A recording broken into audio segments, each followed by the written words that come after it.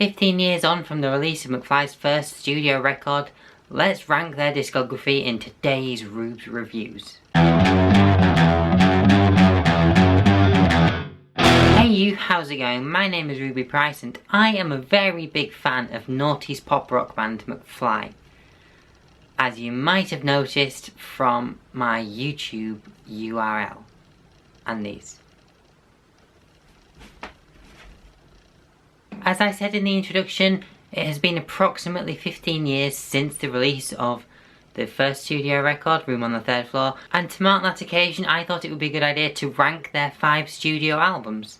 Since this is based on personal preference and opinion is subjective, if your order is any different, please comment it below and let me know. Yeah. And on to the list. Starting with the most recent album, which incidentally came out 9 years ago now. At number 5, we have Above the Noise. When this album was originally released, critics applauded the band for maturing their sound and moving with the times. A shift represented by ditching their pop rock guitar driven sound for a more glossy synth pop approach. I had an instant dislike for it. The lead single, Party Girl, had me wondering what had happened to my favourite band. Even now, it's a collection of tracks which I rarely play. The production of the songs is messy, which is quite surprising when you look at the calibre of lead producer Dallas Austin, who's worked with the likes of Pink, Janet Jackson, Madonna, Duran Duran and countless others. And the quality of the songwriting on this album is so inconsistent, you have to question whether the band were really committed to releasing this album. It has lyrics varying from "This song's somewhere in this town, cover bands are playing this song right now," to "I Need a Woman's songs on the radio are just carbon copies of the way that I'm feeling after 5 cups of coffee." After re-signing with Universal Records to release it, Above the Noise will forever be remembered as McFly's lowest point. From last to first, at number 4 we have Room on the Third Floor. For all of its nostalgic feels, this album is basically just 13 tracks of singing about girls. I mean, 5 colours in her hair, that girl, met this girl, she left me, Surfer Babe, and that's just the ones in the titles.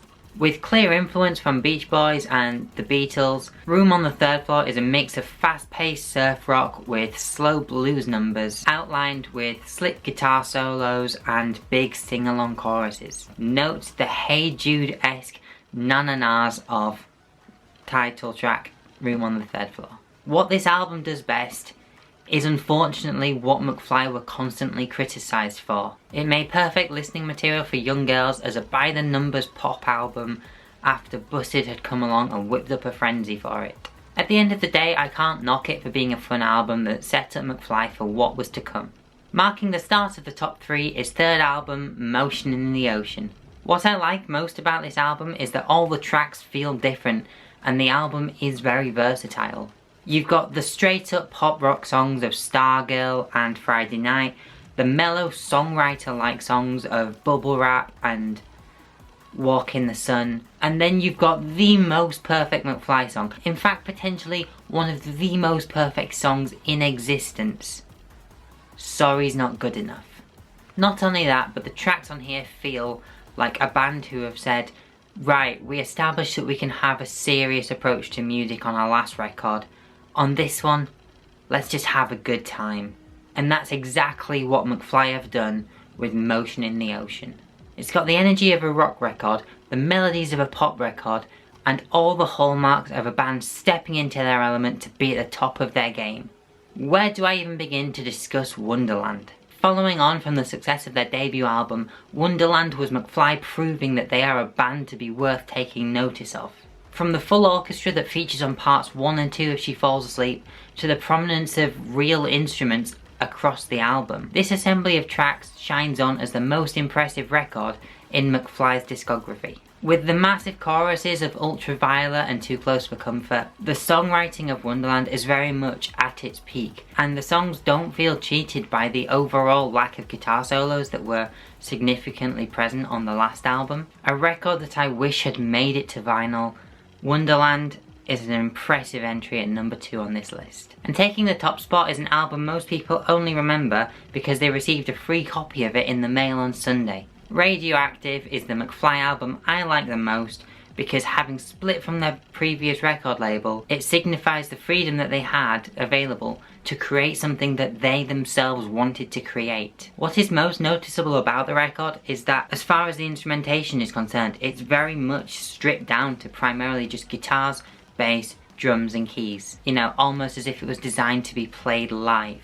Recorded over in Australia with Jason Perry, the album takes something of a give-it-everything approach. Lies is a commanding opener. Falling in Love works well as a sing-along chorus. Smile opening with a harmony-driven vocal segment is a stroke of genius. The last song feels like the last song that you would play if you only had that one shot.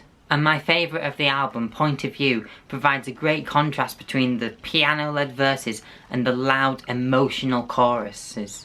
Whilst not the most commercially successful, Radioactive has a special place in my McFly-loving heart because it's a record from a group of British lads who had nothing to lose by being themselves. And that is my ranking of McFly's studio discography. As I said at the beginning, if you have a different order, be sure to let me know in the comments below. If you know a McFly fan, whether they be closeted or open, send them a link to this video, get them in on the action. What's their order? If you enjoyed this video, please give it a thumbs up, that would be amazing, and, you know, possibly consider subscribing. Share it on social media, and as always, I have been Ruby Price, and I shall see you next time. Adios. Bye. Truth be told, Wonderland and Radioactive have been known to trade places in my ranking. But when planning this video, that was the order that I considered them in.